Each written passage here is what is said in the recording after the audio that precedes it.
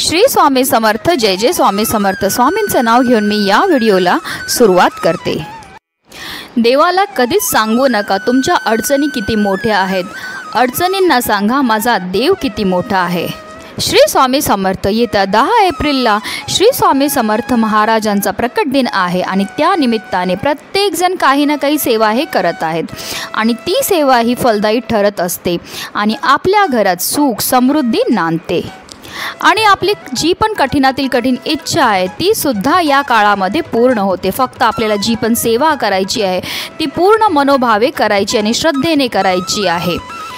आपल्याला स्वामींच्या प्रकट दिनापर्यंत या एक झाडाची सेवा करायची आहे की ज्यामुळे आपल्याला स्वामी महाराज व दत्तगुरूंचे कृपा आशीर्वाद मिळतील व आपल्या आयुष्यात कोणत्याही प्रकारच्या अडचणी किंवा संकट येणार नाही।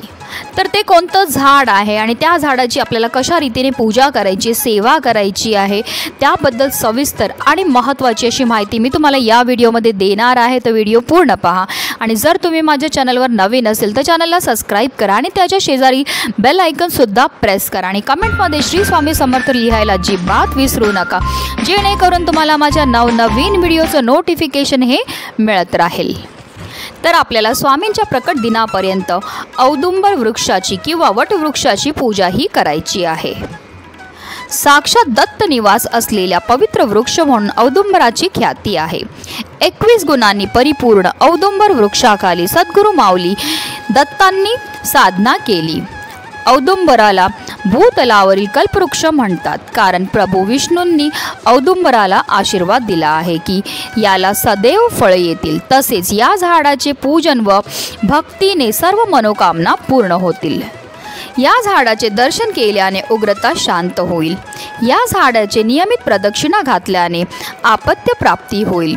औदुंबराच्या सेवेने जन्मजन्मांतरीचे पाप नष्ट होतात व इच्छित फळ प्राप्त होते आणि म्हणूनच आपण वटवृक्ष किंवा औदुंबराच्या झाडाची म्हणजे ह्या दोन्ही झाडांपैकी कोणत्याही एका झाडाची जी आहे ती आपल्याला स्वामींच्या प्रकट दिनापर्यंत पूजा आणि सेवा ही करायची आहे।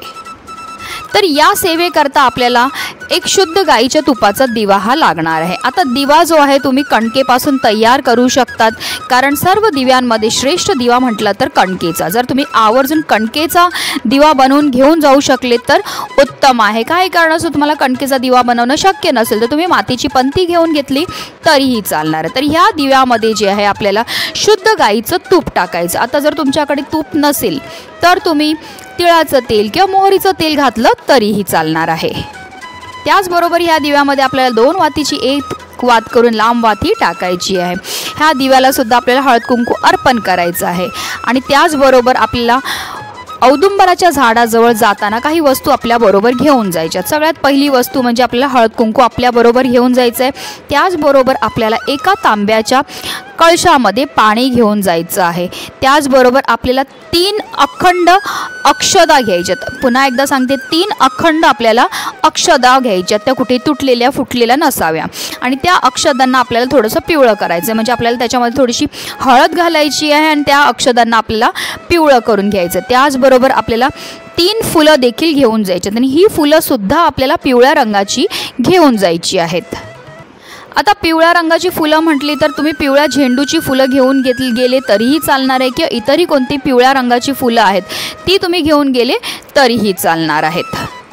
पुन्हा एकदा तुम्हाला साहित्य सांगून देते। आपल्याला एक तुपाचा दिवा घेऊन जायचा आहे, त्याचबरोबर 3 पिवळी फुलं घेऊन जायची, 3 पिवळ्या अक्षदा घेऊन जायच्यात, हळद कुंकू घ्यायचं आणि एक तांब्यामध्ये आपल्याला पाणी घ्यायचं आणि हे सर्व वस्तू घेऊन जायचे आपल्याला आपल्या इथे जिथे पण औदुंबराचं झाड असेल तिथे जायचं। एखाद्या मंदिराजवळ असेल किंवा तुमच्या अवतीभोवती जिथे पण औदुंबराचं झाड असेल त्या झाडाजवळ आपल्याला जायचं आहे। औदुंबराच्या झाडाजवळ गेल्यावर सर्वप्रथम आपल्याला जे आपण एका तांब्यामध्ये जल घेऊन गेलेले ते जल आपल्याला अर्पण करायचं आहे आणि त्यानंतर आपण जो शुद्ध तुपाचा दिवा घेऊन गेलेले आहेत तो दिवा आपल्याला प्रज्वलित करायचा झाडाजवळ।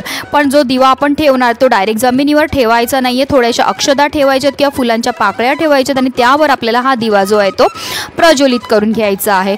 त्यानंतर आपल्याला हळद आणि कुंकूसुद्धा अर्पण करायचं आहे आणि त्यानंतर ज्या आपण 3 अक्षदा घेऊन घेतलेल्या आहेत त्या आपल्याला अर्पण करायचे. अर्पण करताना आपल्याला श्री गुरुदेव दत्त, श्री गुरुदेव दत्त, श्री गुरुदेव दत्त असं म्हणून अर्पण करायचे आहेत. आणि ह्या अक्षता अर्पण केल्यानंतर आपल्याला आपल्या मनातली इच्छाही बोलायची आहे.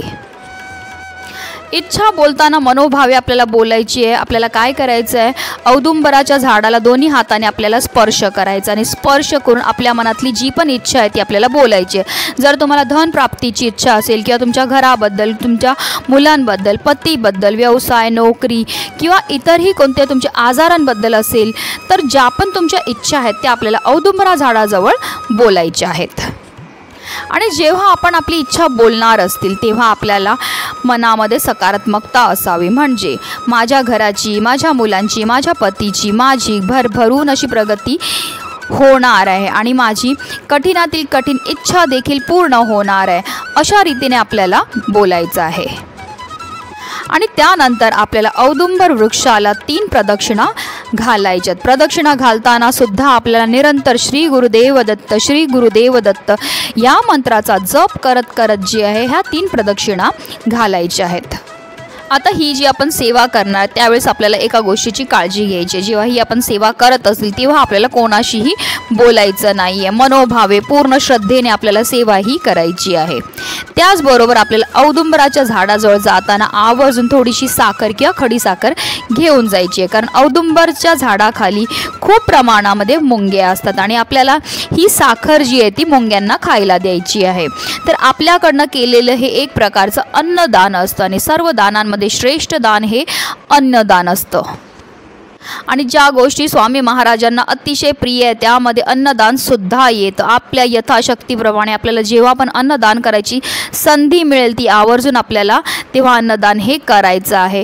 आणि जर तुमच्या यथाशक्तीप्रमाणे तुम्हाला नाही शक्य झालं तर थोडीशी साखर ही आपण केव्हाही मुंग्यांना खायला देऊ शकतो. ती सुद्धा अतिशय उच्च कोटीची सेवा मानली जाते.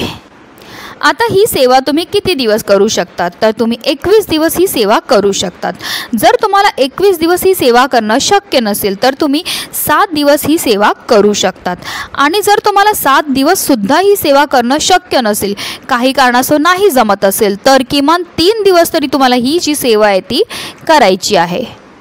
आणि प्रत्येक वेळेस जेव्हा तुम्ही औदुंबर वृक्षाजवळ जाणार आहे तेव्हा हे सर्व साहित्य तुम्हाला घेऊन जायचं आणि ह्याच पद्धतीने तुम्हाला औदुंबर वृक्षाची सेवा ही करायची आहे. आता जर तुम्ही 3 वेळा ही सेवा करणार असतील तर 3ही वेळेला तुम्ही जातील तेव्हा हे सर्व साहित्य तुम्हाला घेऊन जायचं आहे आणि 3ही वेळेला तुम्हाला तुमच्या मनातली जी इच्छा आहे ती औदुंबर वृक्षाजवळ बोलायची आहे. आता ही सर्व सेवा करून झाल्यानंतर आपल्या दत्तगुरू महाराजांना म्हणायचं आहे की तुम्ही पण माझ्याबरोबर चला. असं बोलल्यामुळे जे दत्तगुरू महाराजांची सुद्धा आपल्यावर भरभरून कृपाही होत असते. औदुंबर वृक्षाखाली बसून निर्मळ मनाने जप केल्याने अनंत गुणांनी त्याची फळ मिळतात. औदुंबर वृक्षातळी निर्मळ मनाने एक चित्ताने एकादशी रुद्र केल्या असता अतिरुद्र केल्याचे फळ मिळते. औदुंबराच्या मंद गतीने प्रदक्षिणा केल्यावर खूप पुण्य पदरी पडतं. या झाडाच्या 1,00,000 प्रदक्षिणा केल्याने कुष्ठरोग सारखे भयंकर रोग देखील दूर होतात. औदुंबराच्या सावलीत जपानुष्ठान केल्याने आध्यात्मिक ज्ञानाची प्राप्ती होते आणि जपाचे अनंत पटीने फळ मिळते. औदुंबराखाली पाणी ठेवून त्या पाण्याने स्नान केल्याने भागीरथी नदीत स्नान केल्याचे पुण्य मिळते. औदुंबराची सेवा केल्याने धन, धान्य, संपत्ती, आरोग्य व सर्व प्रकारचे ऐश्वर्य प्राप्त होतात. आणि म्हणूनच स्वामींच्या प्रकट दिनापर्यंत आपल्याला आवर्जून औदुंबर वृक्षाची पूजा आणि सेवा ही करायची, ज्यामुळे आपल्या जीवनामध्ये सुख, समृद्धी, ऐश्वर्य हे कायम टिकून राहणार आहे. आणि म्हणूनच व्हिडिओ जास्तीत जास्त लोकांपर्यंत शेअर करा, जेणेकरून प्रत्येकाच्या आयुष्याचं कल्याण हो. हीच स्वामीचरणी प्रार्थना. श्री स्वामी समर्थ. जय जय स्वामी समर्थ.